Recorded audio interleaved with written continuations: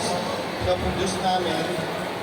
Usually, starts from syempre the idea, then we draw it, then iba-ibang process eh, pero most of us, Ito yung work nyo dito sa audience. Ito siya guys. So, ay ako po si Evan Centeno, Road of Panda. Yan po yung artwork. I draw for voice actors po sa US, sa mga anime at saka series. And digital illustrator. ang ganda oh. Nakita ko dito na parang tawag dito. Baka may iba-iba siyang rendition na damit. Bali din pa siya mga jacket. As shoes. Parang Jordans and sa Paris. Okay, so meron yung pag-aaral sa fashion. Ikaw ba kuya? Patingin nga ba ng iyong kernap? Oh, para siyang Mickey Mouse? Yes, different process yung bata. Wait, sinabi ako? Yes. I don't like! Okay, so, ganda oh. So, bale, yung bata ako, bibigit ako lang yung stocks ko yung so, doon ko siya binis. Tapos, favorite ko rin si Sony. So, yun yung powers niya, gunslinger niya, magic mic. Gunslinger na magic pipe? Mas mabilis din siya. Hindi ba sa mga cowboy? Hindi. Basta yung mga barilan. Hindi naman, nakita ko yung parang astig kasi. Yung mga inspiration talaga natin, yung mga kinoconsume rin natin everyday. Angas, para siyang ewan ko kung anong cyberpunk. Madami yan eh, madaming characters yan eh. Yan, picturean nyo. Tapos send nyo sa mga asawa nyo, mga boyfriend nyo, mga mahilig pag-collector. Kasi kakatapos lang ng Toy-Con. Pumunta po ba kayo? Game na Mega Man, tsaka local Super Nintendo na Combat Pro. Yun, tatanungin ko sana kung meron siyang inspiration kay Mega Man. Sa akin, meron akong katandem. Siya yung scriptwriter ko. Then, siya rin yung nagle-layout para doon sa mga pages. So, ako yung pinaka-main artist lang nila. Oh, okay, okay. Yung Clint Catala na siya yung mismong author ng ginagawa niya. Grabe, no? Sir, may tanong rin ako sa'yo, kahit medyo tangent or adjacent dun sa ano. Masakit po ba magpatato? Masakit. Mas masakit yung iniwan. Ay, grabe! Masakit, pero okay na. May hugot nga eh. Ano mas masakit? Maiwan or magpatato? Yung tamaan sa lulod. Okay. Oh, bumalik na. Si Sir Lloyd, ito na po ba yung may kulay? Ang yung... Actually, this is the second colorway. So, meron akong third colorway ngayon. Sige, ito po munang... That's the second colorway of Bad Tofu, yung creams. Azure Challenger. So, meron ako ng red yung gloves. Tapos yung latest na nirelease ng Toy-Con is yung kulay black, Radioactive Roller. So, yun, siya yung character ko. So, boxer siya na tofu. So, he's soft, pero kahit, di ba, toko siya, palaban siya kasi astig siya. So, yun. May kamukha siya, sir. Sino kamukha niya? Yun yung sa Inside Out. Si Anger. Si Anger. Parang nga daw siyang si SpongeBob. SpongeBob na gano'n, nagigimay araw-araw. Ayun. Yung si Baboy. Ang angas ng Baboy ha. Parang shade siya actually, ni Taguro. Yes, kasi favorite ko si Taguro. Tapos, yun, parang in-incorporate ko yung design sa kanya. So, siya yung alaga, kaibigan siya ni Bad Tofu, sila yung tandem. So medyo bad boy sila. Oo. Mana sa'yo. Kinda, kasi syempre yung character mo, dapat nasasalamin nung yung pagkatao mo dun sa mga ginagawa mo eh. So it's parang representation of who you really are. And yung story ni Bad Tofu, medyo malalim, parang ganun din. Tungkol din siya, konektado siya sa story ko in real life and mga frustrations and mga gusto ko sa buhay. Pero medyo mahaba eh. May taturi kayo sir, no? Oo, ano kasi ako eh, na kakalabas ko lang kahapon. Tapos, ang nagtattoo sa akin nito, hindi ano to guys, Hena, si artist natin si Chris Timola. Guys, stand kayo doon sa booth niya, doon sa likod. Tatatuan niya kayo, basta may pera kayo. Guys, ano lang, maganda, 50 pesos. 50 bakit sandaan yung binayan ko kahapon? No, may interest ka pa tropa daw. Guys, Hena, pwede ito sa kids kasi safe naman sa balat. Ako nga, sensitive skin ako eh. Pero, hindi guys, pwede sa kids. Pero syempre mga simple lang na design. Yes. Parang gusto ko mag-try mamaya. Oo, pwede sa mga kids, pwede rin sa mga adults. So, daan kayo kay Chris Timola para masahin na kayo guys.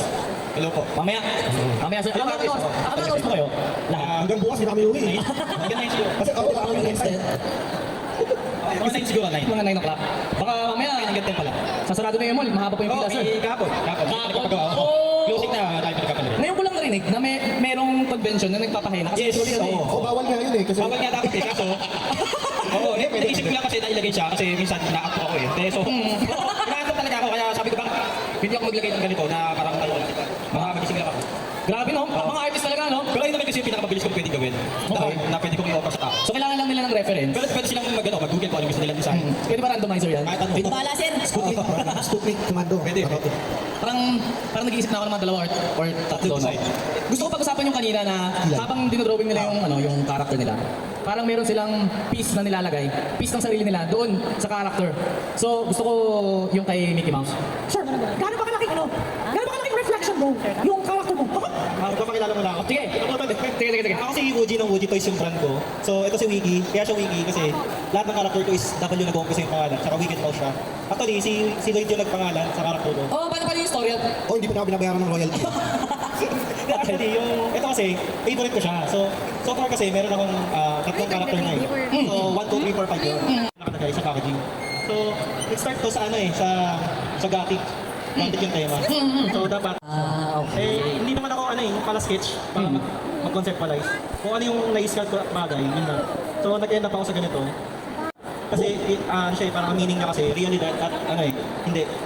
So, meron tayo nakikita na may hardship tayo na hindi pa tayo. Diba? May hardship din tayo. Ang deep nun. Ang deep nun. Yes, may mga hardship tayo na hindi nakikita ng tao, kaya nakamaskara tayo. Yun yung meaning. So yung isa bulag, kasi nga bulag tayo. Yung isa realidad. Hindi siya bulag. Ang ganda kasi, yung version lang na nakikita ng mga tao sa labas is yung nakamaskara ka. Pero ilan lang, or ikaw nga lang ang nakakalam kung ano yung nasa loob ng maskara na yun, di ba? Kung sino ka talaga, 100%. Kasi naisip ko rin to na naniniwala pa kayo galing sa iba't ibang mga nakilala nyo. Parang, kunwari, tita mo, ang tingin sa'yo, lagi lang nasa bahay, walang ginagawa, pero di niya alam, gumagawa ka pala ng sarili mong mga crafts or arts, like in my turn, sa boses ko naman, di ba? Parang, Ang hingi mo naman! Kanina ka pa ng ano? Yes, sir. Pwede ba akong sumingit ng konti? Oo naman, ano, sumingit ko lang kasi yun yung story kasi ni Bad Tofu. Actually tungkol siya sa split personality. Hindi, seryoso to. Mahilig na ako magbira pero ito seryoso. Si Bad Tofu kasi, tungkol namin sa kanya at yung pagkakilala ng parents niya sa kanya. So nagkaalaman lang nung wala na siya. Then, nung kinuwento namin sa parents niya, ay, talaga, ganyan siya. And then kami naman, pagka namin, our loved ones, kung paano natin sila itrato, matuto tayong makinig at makiramdam. Yun lang. So, yun. Isa yun sa mga gusto kong i-advocate na topics tungkol kay Bad Tofu. So, eventually, maglalabas ako ng backstory niya, tsaka yung full story regarding the struggles. Kasi, there are two versions eh. Mahahati si Bad Tofu, meron siyang kalaban, and eventually, may culmination sa dulo. Surprise. So, yun. It represents the struggles of my friend. So, asa ka man. music artists pa lang. We have a lot of music artists na we have no idea. Pati yung pamilya nila. Chester. Wala silang The night before, nagtatawanan sila ng family niya, and then, ganun, no? tapos para mabawi, guys, Stickers. ito, piliin natin sa crowd. Hala! Tapos, yung mga kuha, Ito, marami pang sticker. ayan, yung makakuha ng mga stickers, Yan. punta kayo sa booth namin, bili kayo ng t-shirts, tsaka toys. Sila yung may dinadalang dark kasi, no? Yung ginawa mo parang, ano mo ginagawa mo sa akin, ha? Okay, yung bully pala, parang ganun po siya. Akala lang mo parang tough exterior. Okay. Deep down inside soft din siya na, creature. Hagabol ikaw. Subside, part ng subside pala. Pakita tayo, no? Ayun, yun daw, parang ano din siya. Yung parang may tough na story siya, pero he's trying to change who he was for the better of this life. Pero yung past niya, parang kinafall. Ang daming problema sa buhay, pero tanging yung ginagawa natin, ang sarap siya maging escape. Kasi iniisip ko kung maganda bang solution na ginagawa natin to as an escape or a solution para i-confront natin yung mga problema natin. Kasi nakikita ko, yung bawat problems natin sa buhay, parang mas maganda na ilabas mo siya in a form of art. Canon sa canon. Ay, ito sa character ko, kino-consider ko siya as hope bringer. Para kasi sa pamilya mo, kahit ang tingin nila sa pagkatao mo hindi ka kikita dyan kasi drawing lang. Totoo. Para sa akin, kino-consider ko yung sarili ko na siya. Dahil sa environment niya, magulo rin. So siya yung nagbibigay ng hope para dun sa lugar nila. So yun ang task ko sa buhay ko rin. Yun, maging hope bringer. Maging hope ka. Kaya ako i-read siya kasi syempre, kailangan maging matapang ka dun sa lahat ng mga hinaharap mo sa mga pagsubok. Kaya red talaga napili. Okay, so yung masasabi mo na representation ng mga pagsubok, yung kalaban niya right now dyan sa panel. Hindi ko naman sinasabing kaaway mo pamilya mo. Pero kumbaga, yung ano lang, Figurative speech. katawag dito, yung ano lang nila, na paniniwala nila. Okay. Kasi may culture tayo, nung una pa lang na pag sinabing artist ka, gutom ka eh. So, yun yung event natin, yun yung gusto ko event, na hindi ibig sabihin na artist ka, struggle ka. Hindi kailangan mabago natin yung pananaw na ganun. Yung stereotype, na kapag ito yung line of work mo, parang madami na agad nauuna na negative comments or thoughts na, ano ba yan? Dapat yung mga lawyer, nurse, yun yung mga pangarap. Pero Tanong, pangarap ba yun ng anak mo or pangarap ng mga magulang na gustong ibigay? Sa akin, pangarap ko talaga. Oo. Pero hindi naman kaya ibigay ng magulang mo dahil ako gusto ko maging fine arts talaga eh. Pero Oo. hindi yun ang naibigay sa akin. So, sa sarili ko, nag-aral ako ng self-study lang talaga. Okay. Yun yung talaga paghihirapan mo eh. Kung mahal mo talaga yung ginagawa mo, gagawa ka ng paraan. Pag-aralan mo yan eh. Kahit hindi ka matulungan ng pamilya mo, ikaw na yung magpuprove sa kanila na eto, kahit hindi nyo ko natulungan, mapapatunayan ako sa inyo. Yun Okay. sa akin. Ang ganda nun. Ikaw ba, sir? Sobrang madali lang ba yung pag-explain mo na ito yung gusto kong gawin sa buhay sa mga parents mo or kamag-anak or naging mahirap siya? Actually, hindi rin. Kasi yung pagkuha ng course na fine arts, hindi lahat ng parents approve. Pero ako, naisip ko siya na parang fine arts, pero advertising yung naging major ko. So, kumbaga yung pag-apply ng creativity sa iba't ibang bagay sa media, sa ganito, sa illustration, kumbaga at least magkakaroon tayo ng mas para matutunan ng mga artist na gawing kabuhayan yung ginagawa katulad namin. Kasi kumbaga ito yung isa sa mga industry na hindi natatap, lalo na sa Pilipinas. Kasi kung makikita nyo sa ibang countries, yung anime, DreamWorks, mga Pixar, mga ganyan, sa Marvel, lahat yan. Kumbaga sa atin kasi, papunta na tayo doon, pero marami pang kailangan. Pen and paper, ganyan, sculpture. Pero creative kasi, ginagamitan din ng utak. So, yun. Mga ganong klase. Maganda yun. Naisip ko rin na, for sure, may mga iba tayong entrepreneurship na yung mga ginawa natin. Sige, kukunin ko muna ng course na to. Ginawa ko rin yun. Ginawa ko muna yung expectation ng magulang ko. Mag-college ka muna, para na gawin mong safety net. Yung mga ganun na term. Tsaka mo gawin yung gusto mong gawin. Kumbaga, balance rin eh. Hindi ko rin marirecommend na lahat ng basket mo, ilagay mo lang sa isang lalagyan lang. Kailangan rin kasi may iba kang mga plan B, C. Kasi ang buhay parang rin yan eh, may pagka-RNG rin eh. Depende rin sa mga factors eh. Pero yung pinakamahirap nga, let's say may skill ka na, meron ka ng mga grupo na nagpe-pursue with the same kind of passion as you. Pero paano ba natin minamarket yung sarili natin? Ikaw ba sir, paano mo minamarket yung sa art mo? Social media.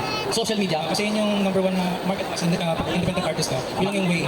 Tama. Market yung So, maghanap ka ng paraan kung mag-iisip ka ng bagong way paano mag-trend yun. Tama. Kasi yung iba, katulad ng iba, gumagawa ng video yun. Ano ba yan?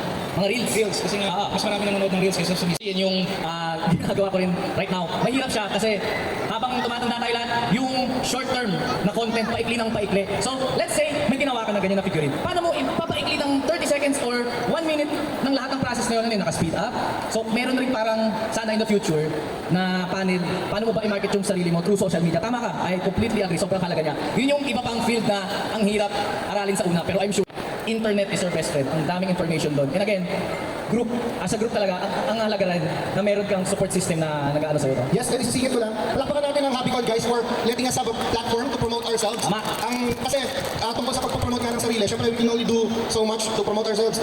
Social media sa bahay kami, pero itong mga ganitong klaseng event, natutulungan kami mga artists to go to you, to the people, na makita nyo ng personal, makita nyo yung mga gawa namin, nakakapaglibot kami to spread our artworks. So maraming salamat ulit. Palakpakan natin ang HappyCon for helping us artists, Filipino artists, for supporting us na maipalaganap at ma-present yung sarili namin. So yun lang. Tama, support local guys. And syempre, na-appreciate nila yung HappyCon. Tayo rin, nakaka-appreciate sa kanila. So gusto namin magbigay ng certificate para sa inyo, makommemorate. Syempre, Sa HappyCon lang yata ito mabibili na. Wow! Ayan.